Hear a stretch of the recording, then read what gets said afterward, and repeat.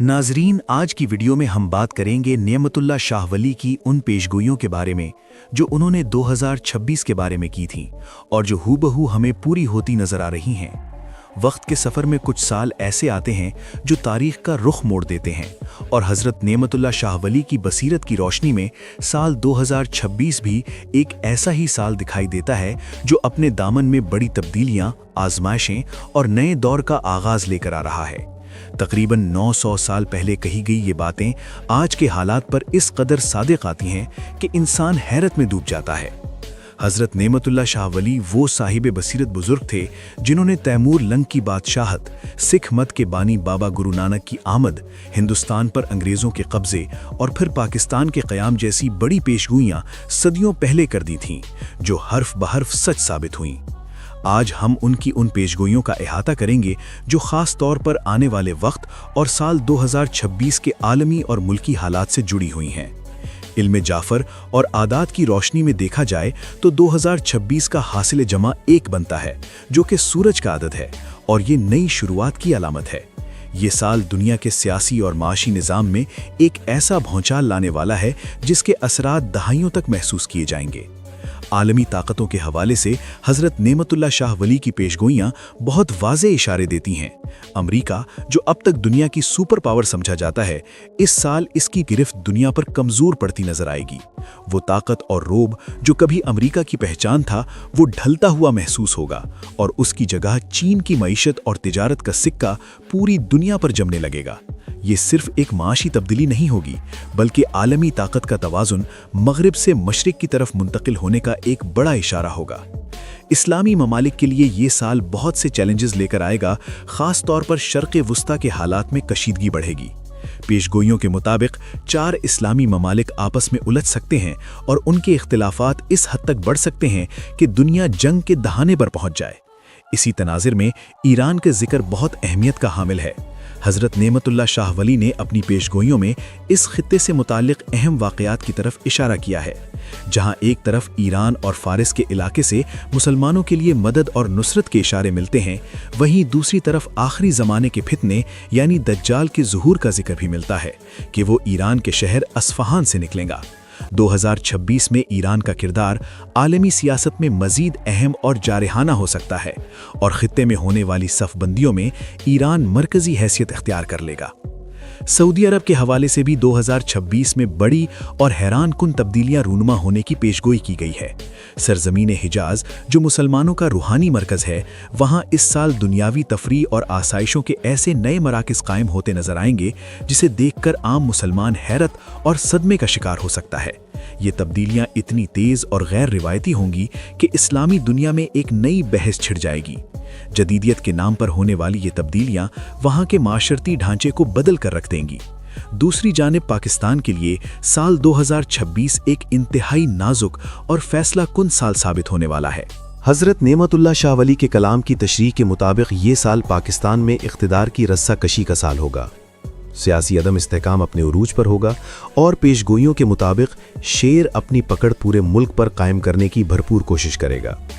इस साल पाकिस्तान के 4 बड़े सियासी नाम या तो शदीद बीमारी का शिकार होंगे या फिर मौत और बड़ी परेशानियों की तरफ जा सकते हैं।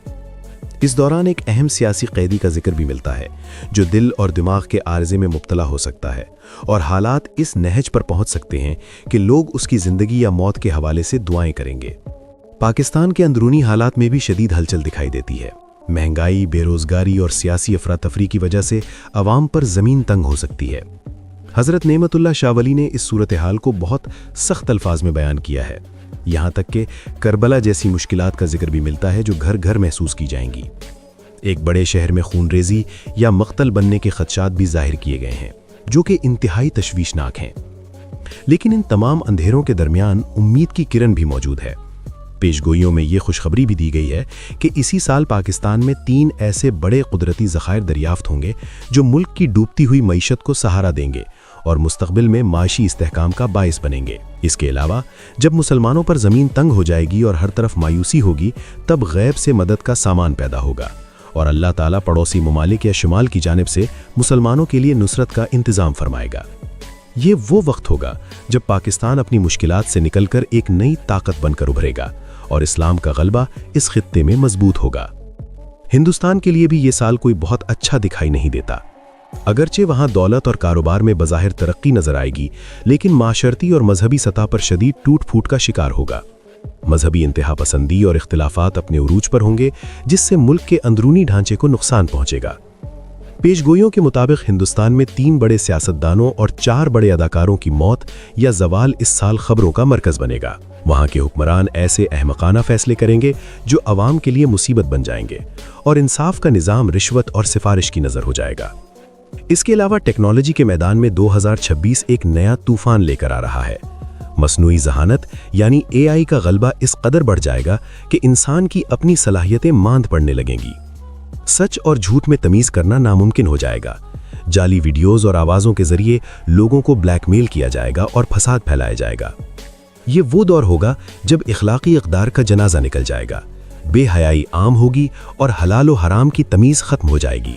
اس کے ساتھ ساتھ معاشی میدان میں بھی 2026 ایک فیصلہ کن سال ثابت ہو سکتا ہے۔ حضرت نعمت اللہ شاہ ولی کے اشارات اور موجودہ عالمی حالات اس جانب اشارہ کرتے ہیں کہ کاغذی کرنسی خصوصاً ڈالر کی بالادستی کمزور پڑنے والی ہے۔ پیشگوئیوں کے مطابق سونا مارکیٹ سے غائب کیا جا سکتا ہے اور دنیا ایک نئے مالیاتی نظام یعنی ڈیجیٹل کرنسی کی طرف بڑھ سکتی ہے۔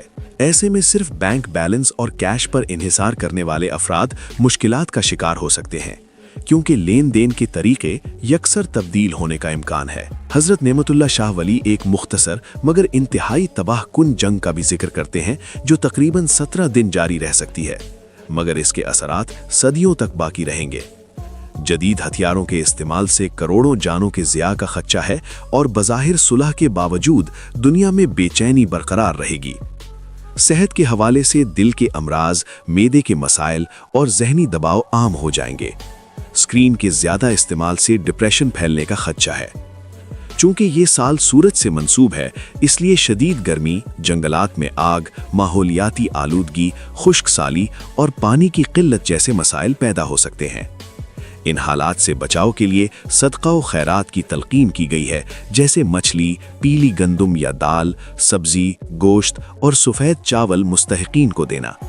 اللہ کے ذکر خصوصاً نصر من اللہ و فتح قریب اور ناد علی کے ورد کو روحانی تحفظ کا ذریعہ بتایا گیا ہے۔